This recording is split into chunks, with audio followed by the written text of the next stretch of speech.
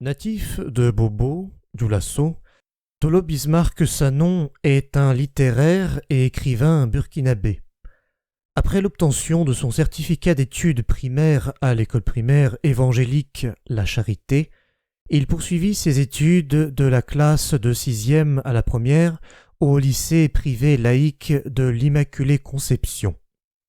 Jeune engagé et habité par un sens élevé de la responsabilité, il se démarque de ses pairs et est élu délégué général des élèves, puis président de l'association des élèves et anciens élèves du dit lycée en 2018.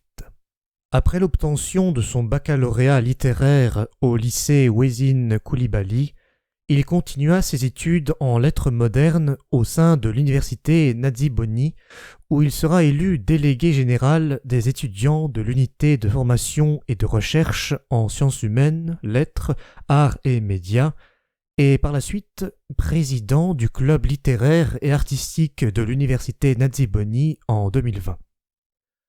Sous son mandat, il initia la première édition du Café littéraire sous le thème « Retour aux sources ».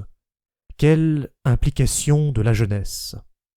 Ce rendez-vous connut la présence de sommités du milieu littéraire et culturel burkinabé.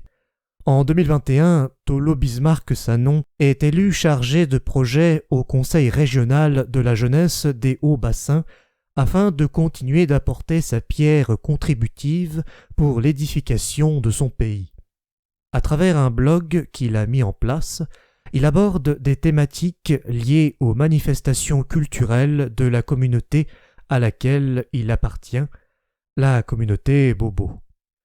En 2022, il regagna la cité des Ducs pour la suite de ses études de lettres modernes.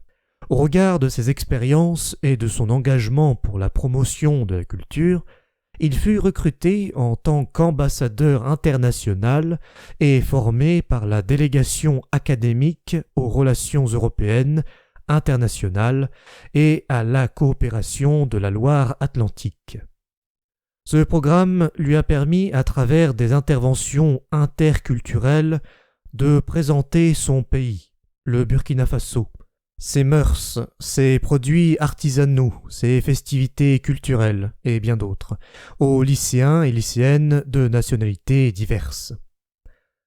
Depuis le mois de septembre dernier, il occupe le poste de secrétaire général adjoint au sein de l'Alliance des jeunes pour la paix et le développement au Burkina Faso, section de France. Convaincu par sa vision et son engagement, il a un regard particulier sur la médiation culturelle et les enjeux liés à la paix dans le monde. Il dit, à qui veut bien l'entendre, que la civilisation de l'universel demeurera un important maillon avec lequel la jeunesse apportera sa perpétuelle contribution pour la construction d'une nation d'où serait extirpé tout ce qui ne fait pas de l'homme un humain. Il est l'auteur de ce nouveau bébé littéraire intitulé « Comme une termitière ». Voici la préface de Paul Youba Kébré, doctorant en littérature française et francophone. Les travaux sur la littérature et l'institution littéraire burkinabé montre à suffisance que les écrivains burkinabés ne ménagent aucun effort pour représenter significativement le pays des hommes intègres sur la scène nationale, continentale et internationale. Depuis les années 2000, on assiste à sa véritable émergence, mue par l'ambition de s'exprimer, de dire ce qui les touche dans leur tréfonds, de prendre la plume pour faire la peinture des sociétés contemporaines en proie à des défis majeurs, conditions féminines, échec de la démocratie, montée du nationalisme, terrorisme, tare social, dépravation des valeurs culturelles et cultuelles, les nouvelles voix de la littérature burkinabé s'essaient dans toutes les catégories génériques pour redorer le blason de la jeune République nationale des lettres. Cela, non seulement à travers le nombre croissant quantitatif et qualitatif des productions, mais aussi et surtout par les récompenses symboliques qu'elles reçoivent tant au plan national qu'international. Des seniors aux plus jeunes, chacun s'y essaie. Tolo Bismarck-Sanon, plus connu pour son blog culturel et littéraire, a accordé une autre flèche à son arc en prenant la plume. Le lecteur sera considérablement séduit par la maîtrise certaine qu'a l'écrivain de la communauté Bobo à laquelle il appartient. En lisant ce récit, une problématique attirera son attention. Calquer la civilisation occidentale à l'Afrique est-il un frein au développement du continent?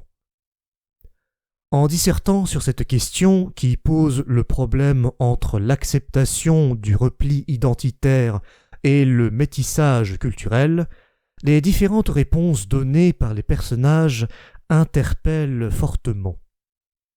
À l'heure de la mondialisation, de la fondation des sociétés multiculturelles, face à un tel sujet, il faut se départir du plan dialectique traditionnel, thèse, antithèse, et s'appesantir sur une troisième voie, celle de la synthèse, de la coordination, le mi-chemin entre cette affirmation et sa discussion.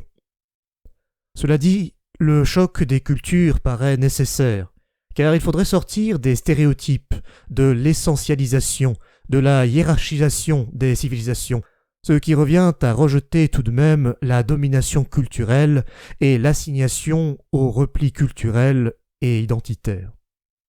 Aimé Césaire, chantre de la négritude, dans son discours sur le colonialisme, montrait avec précision que mettre les civilisations différentes en contact est bien, qu'une civilisation, quel que soit son génie intime à se replier sur elle-même, s'étiole, que l'échange est ici l'oxygène. C'est de cet oxygène dont l'Afrique a le plus besoin pour être au rendez-vous du donner et du recevoir. Dans le récit, le protagoniste, Tolo, l'a si bien argumenté. Le fort ancrage culturel, marqué par les interférences linguistiques entre le français et la langue bobo, le recours à l'oralité par la proéminence des proverbes, les chants, de la sagesse populaire, dans l'écriture de Tolo Bismarck, rappelle à bien des égards Crépuscule des temps anciens de Nadziboni, premier écrivain burkinabé dont il s'est sans doute inspiré.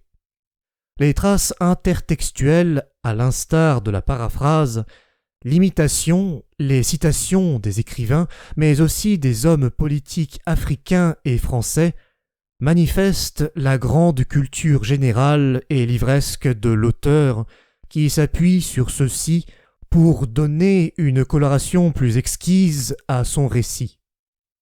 Du point de vue thématique, on retrouve des sujets majeurs, à l'instar de l'importance de la solidarité, de la tolérance, de la diversité culturelle, de l'abnégation, du refus d'abdiquer, qui devraient servir de principe pour la génération actuelle, qui semble être prise en proie par le gain facile et l'ascension fulgurante.